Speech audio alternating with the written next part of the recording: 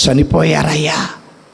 యోబు అనుకోలా ఎద్దులు పోతాయి అని, యోబు అనుకోలా గాడిదలు తీసుకుపోతాయని, యోబు అనుకోలా సేవకులు చంపేస్తారని, యోబు అనుకోలా ఒంటెలని చంపుతారని, యోబు అనుకోలా గొర్రెలు చంపబడతాయని, యోబు అనుకోలా చివరికి తన పిల్లలకు కూడా చనిపోతారని.